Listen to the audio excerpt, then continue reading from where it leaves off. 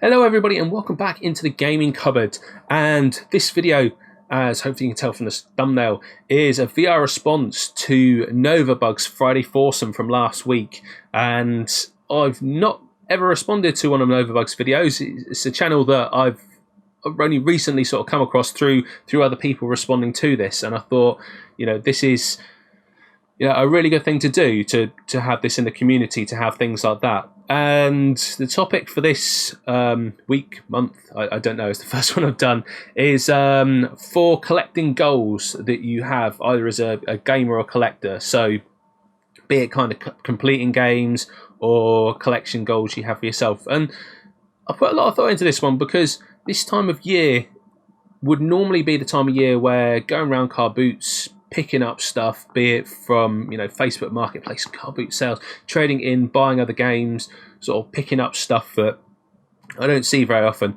For the fact that everyone's kind of indoors at the moment and those events aren't happening, it gives you some time to kind of really think and focus on what you really want from collecting, why you got into this in the first place, what your long-term goals will be in the future. So I've kind of thought about this. I sat down and thought about this, and why did I get into collecting in the first place? What was kind of the reasons? Because after a while doing it, you kind of lose your way. You get interested in other things, which is absolutely fine. But what are the reasons I started doing this in the future? So what are my kind of long-term goals with that? And also kind of what are some of the short-term goals? Some of the things that I've come across through actually doing YouTube, through meeting and chatting with other people. So that's what this video is going to be about. There's going to be some kind of long-term goals in there. There's going to be some short-term goals. Some might seem really, really simple, but kind of mean more to me. So yeah, well, without further ado, we'll kind of crack on. So my first one, and one for this year really, is surrounding the Dreamcast and experiencing playing more Dreamcast games, because the Dreamcast, I was one of the first systems I bought brand new from launch. I got it in 1999 at launch date. Got my Dreamcast. I think I got it with, I think it was probably Sonic Adventure. I think that was one of the launch titles, and I loved it. It was fantastic and really so ahead of its time, because you look at things that came out around the time. PlayStation 2 had a DVD player, which was at the time revolutionary, that a games console could play DVDs. But Dreamcast, first one to obviously have internet connectivity. And fast forward like 20 years into the future, which is more important to people, having the connectivity to go online and browse the internet and buy games and things like that. So it really was a forerunner in that sense. But because of poor marketing, things like that, the real outlets I had to actually buy games was things like Woolworths.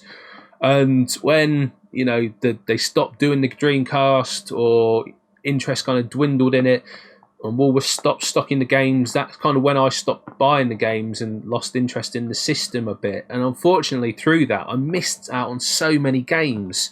Things like Sonic Adventure 2 and Shenmue 2, I never actually got to own and play. And also for the system, that through kind of speaking to people in the community, learning more about it, I've found things where there have been unreleased games that I never even knew about. Things like this one, for example, I put on the background especially, is a game called Millennium Racer. It was never released on the system. So this is a game that somebody found through Dreamcast Junkyard. Check it out for yourself. On a dev kit. So on a Dreamcast dev kit, they found this unreleased game, never released to the Dreamcast, and the community kind of fixed it and released a CD burnable game of this for free that you can download and play, which is fantastic to just give this away. But what a kind of hidden gem to find like a game like this in the system. And also fans of it today still releasing games on the system, things like Volgar, which is being made as a fan-made game. It just kind of really interests me that there's still a kind of passion for the system, and so much I haven't experienced that I need to look into. So for this year, certainly, I'll be looking into kind of more of the Dreamcast games and things that haven't been released, and trying to experience more on a system that, unfortunately, back in the day, I just kind of stopped collecting for, and really should have kept going. So that's my first one. That's number one. So my second one, and again, kind of more of a short-term goal from, speaking to people in the community, but that is to kind of experience some new systems that I'd never played before, never seen before, but through speaking to others, watching others, chatting to people, realise that I'd quite like to try out and see. I mean, things like what I'm looking to do this year is to try and get hold of a PC engine so I can kind of play some of the games on that, because system's so revolutionary again for its time, with like the Hue cards and the graphics that it would output. In the same time as you'd have the ZX Spectrum, you'd have like insane level of graphics on that system way before we had kind of things like the Master System Mega Drive and things like that on that system, only released in Japan. And with that, all these kind of Japanese systems like Neo Geo and things like that. However, to do that, be it through emulation, I'm sure you can get some of these on like an Xbox. You can mod that to play some of these games, or through getting a Raspberry Pi, just to kind of play and enjoy some of these games that have passed me by like in so many years ago, that I'm now discovering through speaking to other people. And just get some joy out of those games and just experience new things, because that's partly what it's all about, isn't it? It's being inspired by others through your collection, and then looking to evolve the different things that you kind of play and do and things like that. That's one of my goals for this year as well, to look at that. Now so that's my second one. My third goal for this takes me kind of back a little bit, because a good few years ago now, when I was a bit kind of low on cash, a bit short on money, I had to trade in a lot of my Master System games that I had since I was about 10 years old. So these are games that I got for like Christmas presents, things like that. And I didn't get very many games from my parents when I was like younger. Generally, they were games that I had to buy, and going to buy a new game was a really big thing. I mean, these days you go, out and you come back with like, a handful of games, and that's great, and they sit on the shelf and you don't play them. But back as a kid, you go out and get a new game. It's a whole new kind of experience. It's like, wow, I've saved up for this game, and whether it's good, whether it's rubbish, whether you just like bought an absolute mong of a game, it was absolutely terrible, you kind of look back on it and it was a brand new game, so you play it, you have to play it, because you just spent all the money you kind of saved up doing it. And these are games that I played with my brother. So to give it some kind of context as to why I want to do this and why it's kind of important to me, a few years ago, and part of the reason that I probably started to do in a YouTube channel in its own way is I lost my little brother.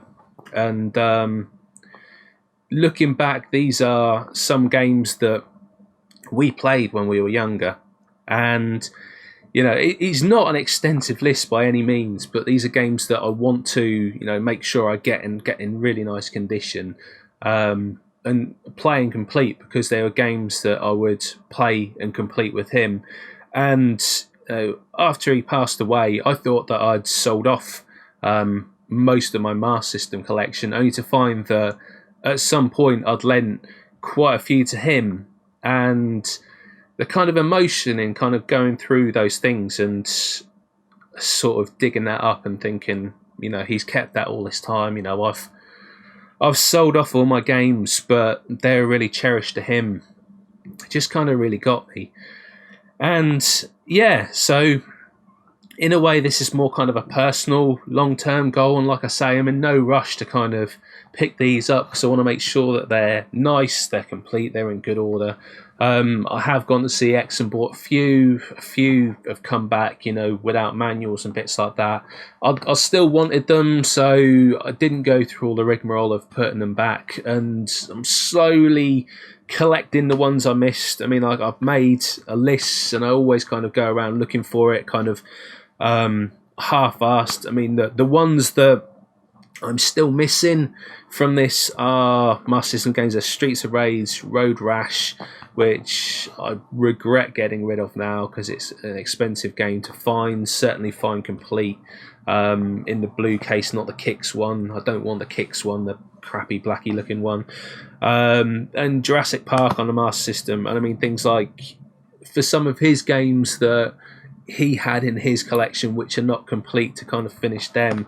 And it sounds silly, but things like, I just need the manual for like Sonic 1 on the Master System, manual for like Sonic 2 on the Mega Drive, and like Alex Kidd's manual, which are things you could probably turn up quite easily, but don't want to kind of do it through eBay and then get sent one and it's rubbish and have the whole kind of rigmarole of sending it back. I'd rather kind of look for it in my own time, see if it turns up, and kind of buy it from a person or from a shop or something like that, rather than do it. And if I can get it at a good price, because I know these things are, well, out of them, actually, only Road Rash is the one that's the more expensive one. But it's to kind of get some of those games back and actually play them, because it just will take me back for a time when I could play it with my little brother, which, you know, I can't do anymore. So that is number 3. Yeah. So number 4 even, is just one that is just kind of for me. And this one is going back to my own childhood. For when I was a little kid, when everyone else had the ZX Spectrum and even like Master System times, the first console I ever had, which I've spoken to people before, was not even really a console. It was a BBC microcomputer, and like I say, I loved that thing as a kid. It was so weird. I had it booted up through an old TV. It had a floppy disk drive, so it wasn't a cheap one that you had cassettes for or something. It actually had floppy disks, and not realising at the time, because none of the other people I knew had one, they all had sort of Spectrum 48Ks and things like that. That system, for me, and the limited run of games, is my first experience for gaming. And I've actually, you know, from school, a few videos back that, like, I picked up a game called Time Traveller by Sulis, which is one of the games I played in primary school. But what I really want to do for myself, I picked that up just for the nostalgia of it, is to one day find and buy a BBC Micro again and play a game on it called Dragon World, which was one of the earliest gaming memories I have. There's videos of it online. I'm sure there's people who say you can like download a game of it, try and get it run on an emulator, but I've never managed to get it to work. And to be honest, I think that if I were to do it that way, it would not have the kind of same appeal as playing it on original hardware would for me. So for me, that, you know, maybe, you know, silly because you can just play stuff through emulation, but it's not what it's about. For me, the kind of nostalgia of it is playing it on the original system. So yeah, so my number 4 is to have, you know, a BBC Micro somehow back in my world, and to play a game in it called Dragon World. Like I say, not probably not the hardest one to do, and you know, I haven't set any kind of time limit on these things because, you know, I want to kind of enjoy it and take it bit by bit. But yeah, something that, you know, I want to do for me, and those are kind of the reasons that, you know, I've probably got into collecting in the first place. The last 2, definitely. But yeah, I hope you've enjoyed this video and gives you a little bit of an insight into, you know, why I collect what I do.